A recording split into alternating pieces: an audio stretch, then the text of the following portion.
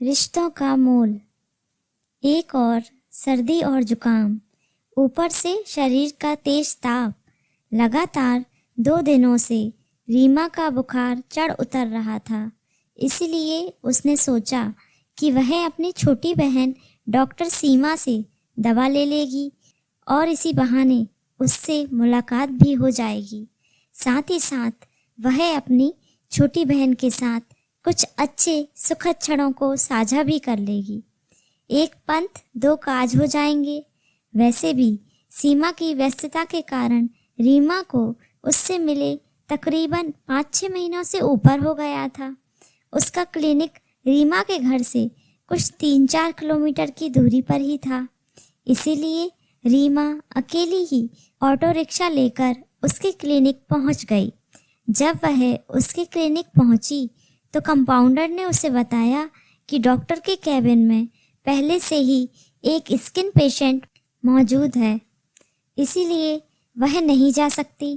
रीमा ने सोचा कि थोड़ी देर में शायद उस स्किन पेशेंट से फुर्सत पाकर वह उसे स्वयं अपनी केबिन में बुला लेगी या खुद ही उससे मिलने केबिन से बाहर चली आएगी। परंतु जैसा वह सोच रही थी वैसा कुछ नहीं हुआ।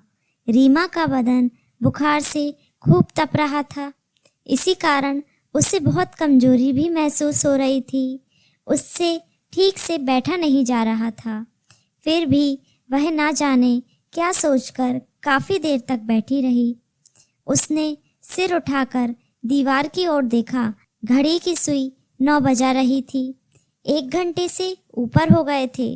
रीमा से अब और बैठा नहीं जा रहा था। इसीलिए उसने कंपाउंडर से कहलवा भेजा कि जाओ कह दो दीदी को तेज बुखार है, सर्दी खांसी भी है, तो उसकी दवा दे दे। उसने सोचा शायद यह सुनकर ही वह बाहर आ जाए कि दीदी की तबीयत खराब है। थोड़ी देर में कंपाउंडर भीतर से दवा लेकर लौटी और खुराक समझाते हुए रीमा के हाथ में दवा की पुड़िया थमा दी। रीमा को यह बात भीतर तक झकझोर गई कि जिस बहन को वह हमेशा अपने सीने से लगाए रहती थी, आज उसका व्यवहार कितना बदल गया है। 3-4 महीनों से ना कोई बात, ना कोई फ़ोन। यही सोचते सोचते दुखी मन से वह घर लौट आई। उसके मन में तसल्ली थी कि फ़ोन करके सीमा उसका कुशल क्षेम ज़रूर पूछेगी। आखिर वह एक डॉक्टर है और ऊपर से उसकी बहन। कुछ दिनों में दवाइयों की खुराक से रीमा की तबीयत तो ठीक हो गई, परंतु ना सीमा का फ़ोन आया और ना ही सीमा आई।